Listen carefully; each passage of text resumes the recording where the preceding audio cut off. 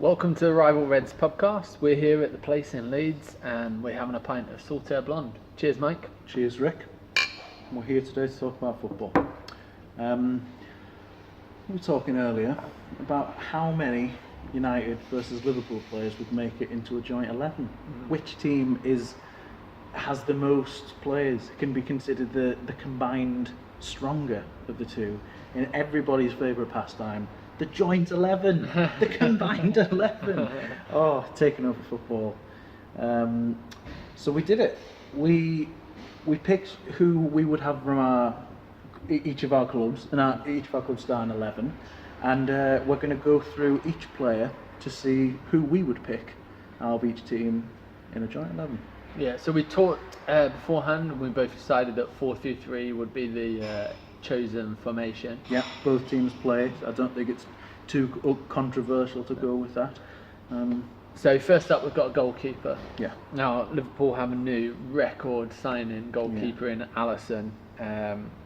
He doesn't even get close to the team. I don't think it would be unfair to say that at least for once in a United Liverpool 11 brought up the debate. But I think right now, until Alisson settles in and shows us that he's the right man for the job at Liverpool, I don't really think there's too much argument to be had, and the Gea should be the number one. Yeah, I think it's pretty uncontroversial. I think if Alisson has a few good games, then he might get in the running as the third choice goalkeeper in our combined 11 after Sergio Romero. Well, I was thinking Lee Grant. Lee Grant was pretty fantastic the other night, and it's only pre-season, but I mean, hell, as we'll get on to in a minute, sometimes it doesn't even matter for you. Okay, but yeah, good one. David De Gea, I think, is pretty uncontroversial. World Cup aside, one of the best keepers in the world, and definitely be in there. If I'm honest, I'm hoping that the World Cup signals some serious mistakes to come from De Gea this season. The World Cup's been exaggerated a bit for De Gea. He wasn't as bad as some people would have you believe. You know, he wasn't the reason for Spain's exit. He was just as bad as I was. He was every bit as bad as I was. He was poor. When called upon, he, by his standards, had a very, very poor tournament. But yeah, let's hope that's just a blip. I think that's the key kind of stipulation there, isn't it? That it's by his standards. Well, yeah, no, that's all. I thought you were going to say when called upon, as if like a goalkeeper, if he's bad when you call upon him, it's probably not a very good goalkeeper. But no, I agree with that. I think let's hope that was a blip. You know, you've got to go with the previous 3 years of him being United's best player and probably the best keeper in the world. Keeping you away from relegation for... Yeah, no, it's certainly true to say where the hell would we be without him. And yeah, I think 15 points apparently last season. But yeah, that's the difference. That's the saves that you wouldn't expect an average keeper to make. Yeah, I could believe that as well. A lot of games, like, he makes our defence look not like the like Keystone Cops, just by virtue of the fact that on that basis alone, worldies. Alisson was worth 12 points to Roma last season. So on that basis alone, I think it's fair to say David De Gea. Yeah, exactly. And yeah, it's tough to argue any other way. But yeah, Alisson certainly addresses it for you. So moving on to right back. This is a bit of a debatable one in that we've both got quite young options there who will probably be playing some game time next year, along with more established pros as well. It's surprisingly similar positions actually.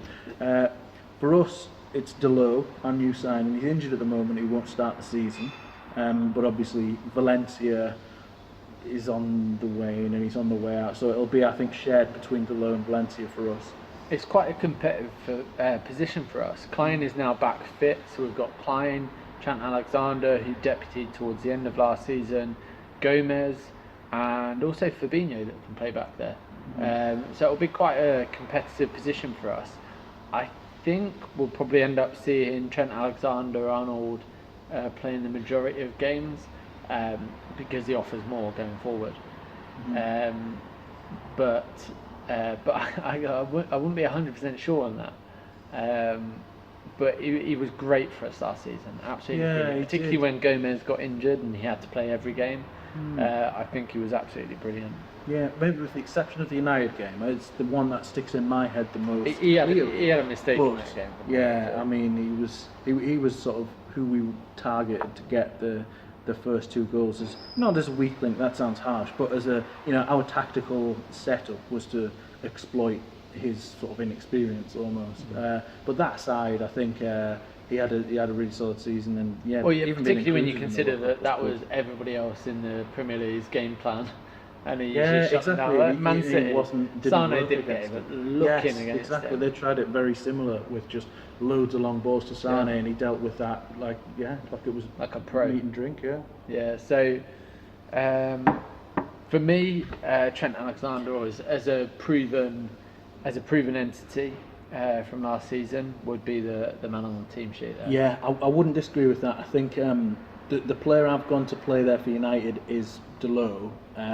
Obviously, he's young. I don't think he'll play every game next year, but I think rather than putting a Valencia who is really, really looking a shadow of his former self, I want to go with the sort of the future of that position. Delo, I think he's played a handful of senior games for Porto, who we signed him from. But by all accounts, he is a hotly rated young fullback. I don't think he'll have I don't think he'll be an instant into our first 11. But I'm hoping that he'll show, certainly attacking wise, why he's got a bit of difference than Valencia's crossing to the attacker's shins, which he seems to do every time he gets to the byline. He'll just put an absolute shin ball in, and yeah, I wouldn't have a problem with going with Trent Alexander-Arnold. I think Delo is about where he was maybe last year or the year before. He's earlier in his I'm development interested to see cycle. how he gets on. But yeah, it'll be interesting to see how both of them do this season, because they're both up and coming players with a bright future, I think. So you want to go centre back or left back first? We'll do both full-backs first, I think, and Okay. then we'll do both centre-backs together. I think that probably makes sense. So for for us, there's only really one option in Robertson. Yeah, I don't think Moreno is anywhere near the first team. Based on Robertson's performances for basically as soon as he came in last season. I thought he was Yeah. absolutely brilliant from the start, and he's been absolutely excellent, rock solid. No worry of injuries. Oh, touch wood. He's just great going forward and defensively. He's just super reliable. Yeah, I've always liked him. I was a bit annoyed when Liverpool signed him because I don't know if it was from the Football Manager days or something, but he's always been a class player on that, and I've always been very impressed with him when he was playing in the Premier League for Hull. Despite sort of injuries and never hitting a massive run of form, his assists and what he can do on that left side, I always thought he was better than Liverpool fans at the time gave him credit for, because it wasn't a particularly exciting signing. Yeah, it wasn't but a fancy sensible signing, one. certainly. But once I saw him play against Palace earlier on in the season, I was certainly won over, and I didn't know why he then didn't continue to play. Moreno went back into the side, and it wasn't until Moreno got injured that Robertson came in pretty much permanently until the end of the season. But he was absolutely fantastic for us. Every single time he plays, so reliable. He's like a metronome. He's like the new James Milner. Yeah, no, there's sort of similarities there in that they're not particularly, they're not going to skin 4 people and put in an absolute world-class cross, but they will be consistent and will have that consistent delivery, and he seems like a nice bloke as well. Robertson is more than capable of putting in a world-class cross. No, true, he's got a great delivery on him, but he's not he's not a Marcelo levels of excitement of absolutely tearing up the left-hand side, but consistency in those full-backs is what you need, and I think, he seems like he's got a good head on his shoulders. I know that some of the sort of early tweets and early interviews with him before the Champions League final, and I very rarely think this about a Liverpool player, but I was I was won over by the kid, because he just seems so humble and so like, really is. I cannot believe I'm here, whereas 3 years ago I was playing in the Championship and I was struggling for money and I didn't know whether I would even make it, and he seems like he's He's just a nice guy loving life, isn't he? Yeah, exactly. No, I wouldn't. It's tough not to like it's that. good to see that, and he does. I've got a lot of time for him. I think he's a good bloke, and I'll do. I think he's a good player as well, consistent player. So no problem picking him over one of our problem positions. And it sounds weird saying that left back is one of our problem positions when we have the left back of the World Cup tournament playing for us, but it's actually Young, and he's a winger who Ferguson signed him to be our left winger, and now he's a makeshift left back. And as well as he's done there, he's 33 now, I think, at the moment, and you'd never. It's one of the areas for improvement the most, I think, for him and Valencia to finally be shipped out. I think the fact that we're playing two of Fergie's wingers as makeshift left backs and right backs shows what sort of some poor transfer dealings the club have had. And despite some really good performances there, and he hasn't let us down. He's the definition of a consummate professional. He's just not. He's not who you would play there. He's not a defender, and he's adapted to the role well.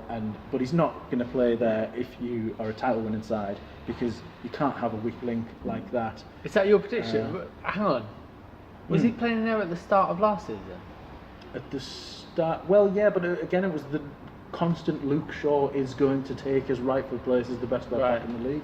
And I would even say that this season, we may be talking about Young as our first choice left back, but if Shaw can show what he's capable of, you'd have him ahead of pretty much anyone else in the league, arguably anyone else in world football on his day, because of a young left back. Anyway. I mean, come on, that's a stretch. I'm not saying he's the best left Given back. Given he's just been called a fat lad by Mourinho, pretty much. I don't think he'll really play for us again. I just mean for that potential on the left hand side. When we signed him, we thought we were signing our left back for the next 12 years. You thought you were signing the new Philip Lahm. Yeah, exactly. And I'm not by any way saying that he's one of the best fullbacks in the world. He didn't even really show that at Southampton, but he showed a hell of a lot of talent. And for someone so young, really impressive performances. And there is still, I think, that hope. Even though I've gone with Young for my United team. If he'll come through and prove himself. Exactly, if he shows the player he's capable of. But with massive question marks... if you can't displace a midfielder exactly, at left back, and that was the big problems last season. The position is ready there for him to take, and he's just, for whatever reason, whether it's not getting on with Mourinho or his personal work ethic or diet or whatever you want to call it, he hasn't been able to. But for that reason, I wouldn't have Young in our combined team of the year, and I wouldn't have Shaw in there either. I would have no problem giving it to Robertson, given that he's an actual left back for a start, and he's a left back who's playing consistently well. Young runs him close, I guess, but he's on the way and he's on the way down. And I think Robertson was better than Young was for that sort of second half of last season when they were both playing. And I think largely we're looking at this team based on what people achieved last season, because it's more about form than talent or overall ability. Yeah, I think so. I mean, you can, with the red tinted glasses, you can make an argument for pretty much any of your own players for hitting the strides and doing what they were, always. There was this one game where exactly he made O'Shea nutmeg Figo once upon a time, and but going on what we can prove and point to, particularly last season, I think you've got to as a general metric to compare. But so happy to have Robertson there. Moving on to centre back. It's got the first name on the T-sheet's got to be Virgil van Dijk. Yeah. Most expensive defender ever signed, and I have to say, incredibly gladly that that's for a reason. When he came into the side in January, he gave a sense of calm, sense of confidence that absolutely settled the side, not just the defence but the whole side.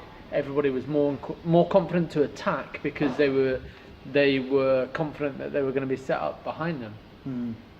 So he did have a good, brilliant, a very, very good impact, and his quality is clear to see. I think say what you want about him being overpriced, and he's clearly not the best defender in the world, even though he's the most expensive. But he's a cut above everything he had, and he's among the best players in his position in the league. I don't think he's far off the best defender in the world. Yeah, maybe not now. I guess. I mean, he probably needs to do it for not a bit longer, but on the highest stage for a bit longer, maybe. Yeah, you know? I mean, but you're talking about players like Rafa Varane, and not many Varane, others Ramos, above him. I wouldn't say Ramos is just a bully. He's not a good defender. Well, I don't know. I think Ramos is an excellent defender. I don't think you can be that. You can't have just got by on sheer shithousery for that long at a club like that and been as successful as he has. But more to the point, Real Madrid barely ever get attacked, and that's my I'd like to see him. I'd like to see him perform at Hull for a season and see how he got on there. Yeah, true, and obviously, because I think he'd get sent off 8 times for the season and probably only end up playing 7 games. Yeah, his sending off record is ridiculously high in in the league. I wouldn't consider Ramos to be one of the best defenders in the league. No, then you talk about Bonucci, Chiellini, some of the Italian ones. In the world. Anyway, I suppose the point is, he's in that maybe slightly lower highly echelon regarded, of that. And in terms of the Premier League defenders, you'd maybe be looking at him and Company. 2 or 3 others. Company, maybe Stones in the future. I think. I think Company, the 2 Spurs lads, Vertonghen and Alderweireld. But they're in the same league. You could say you could have one for the other. There's not a clear he's better than him in that group. For any particular reason. And for that reason, because he's one of the best in the league, you've got to have him in the combined 11. For his threat on corners. Yeah, he's such a threat. But also free kicks. I don't know if you know, but he was lethal from free kicks. But scoring free kicks by his own delivery. I didn't knew that. Maybe for that reason. I don't think he would take many of those for us because I think we'd prefer him in the box to offer that threat to defenders, to almost like clear a way for somebody to have a clearer shot at goal. I think we'll always have him in that as that option. I don't think he'll be taking that many free kicks, but I'd like to see it. But he's lethal from a free kick. Interesting. I had no idea about that. So no problem putting him in there. Because, and then we've got number 2 slot. It's our problem position. Who going for number 2? Now I would go, and I would make an argument for Eric Bailly.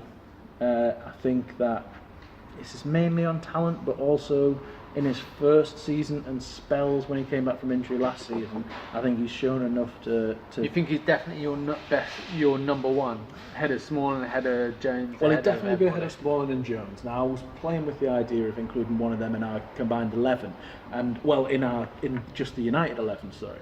And I went off them entirely and went with Lindelof and Bailly who I think are the 2 best centre backs at United, and it could be either of them for the argument of our best, because I don't think there's that much to choose between the 2. I think if he fulfills his potential, I think Bailly will become better because he's got the physical attributes and the calmness about him sometimes to really look like an absolute top draw defender, but he's got so much of a mistake in him, whereas Lindelof in the second half of the season has been much more consistent. But I would go with Bailly. If I was to put one name forward, it would be Bailly, just because he's physically dominant, and he, on his day, as he should, when he came back for the first time first game that he played in a good couple of months was against you guys last season. And even though he scored no goal, it sounds weird saying this. No, he did have a really good game. And it was just like, when you watch a game and you've been used to seeing Smalling and Jones there, and you just this is how defence is supposed to work. You're supposed to be able to have that level of control and stepping out from the back and dominating an attacker when you go 1-on-1 against him. And that was what watching Bailly was like in that game. And a bizarre own goal aside, he was fantastic, and he was at parts last season, if inconsistent. There's for us, we've got Lovren, Gomez, Clavan, Matip. We are gathering a good amount of defensive options. With Matip, I'd say with his injuries, it's hard to make a case for him. With Clavan, although he's been technically very proficient, I think he's a little bit slow, so I wouldn't go for him. Gomez looks like a great option for the future, but played most of his games at right back. So for me, Lovren, who was largely the number one choice alongside Van Dijk last season, would be my choice. And I think with his performance in the World Cup and for the last 6 months for us, I think he had a really, really solid season. He's no longer, as soon as Van Dijk came in, he no longer looked like the defender that had a mistake in him at any given time. He looked like the defender that we bought from Southampton, that at the time was the best central defender in the league, bar none. He was absolutely brilliant. When he's come into us, he's not had the best time, but once Van Dijk came in, all of a sudden he looked self-assured again, he looked confident, he just looked like he wasn't going to make an error. And despite his lack of pace, he always looked like he was reading the game well enough to keep on top of it. And that's what I really like about Lovren. He's just very, very strong. He wins everything in the air. He's just got a lot to offer for me. That's interesting. Yeah, I know he was a bit of a parody or a laughing stock with some of his high-profile mistakes, especially earlier in the season. And I definitely do take your point that it was, especially after having a good partnership with Van Dijk, there was a different player who ended the season and who played in the World Cup. I think in the World Cup he showed as well that he had that sort of, if not a master of the dark arts, but he had a bit of a nasty streak as well, or at least knew how to. It comes with that confidence, doesn't it? Yeah, Playing with confidence gives you the ability to go. Do you know what? I can win this ball in any number of ways, and I'll choose how I win it at any given time based on the situation. And knowing not how to dive, but how to to get yourself in front of it to buy a free kick at times, and some of it was quite mature play that he was showing in the World Cup. Whereas where you'd see him at the start of the season for Liverpool, and there seems to just be a collective assumption that he was going to make a mistake at some point. And that's got to feed into your play. That was absolutely the biggest worry. Yeah, we had whoever we played with, we just felt like one of them was going to make a mistake at some point in the game. Exactly, and that fear. Barring our right back was pretty solid. But given that our right backs made mistakes collectively through the first half of the season quite a bit. Well, that's it. And, but you weren't so much worried about them. You were worried about what the central defensive pairing were doing, and that went away completely in the second half of the season. There wasn't even a concern about that. Yeah, and it's a close one, this, and this is one that we've disagreed on, because you can make an argument both ways. I think you could say in a joint team, because we know that Lovren and Virgil van Dijk are so good together, play them both together and pick them both. Whereas I would err more towards the side of Lovren is looking better because he's playing alongside Virgil van Dijk, and anyone could. Well, not anyone could, but anyone would look better. Boost up from a player like that. So I'll go with Barry just purely from the fact that even though he's got a couple of mistakes in him, he's shown more domination in his time and more talent than Virgil van Dijk. Than Lovren. And I would go for Lovren because I actually think he's shown more, certainly during his days with Southampton, and moreover in the last 6 months with Liverpool and with Croatia. I think he's been absolutely superb. It would be good to know what everybody else thinks. Yeah, let us know which one you would go with. Yeah, certainly. And I think particularly on Lovren, the difference of opinions between Liverpool fans and non-Liverpool fans is pretty striking. Like, you wouldn't normally see a difference of opinions like that than many other players. But let's go on to those other players. In centre midfield, I think we can do all three midfielders more or less together. Shall we, just before we get onto that, pause for another pint? Why not? I think you're looking a bit dry, but yeah. See you I need one. Two. You're round.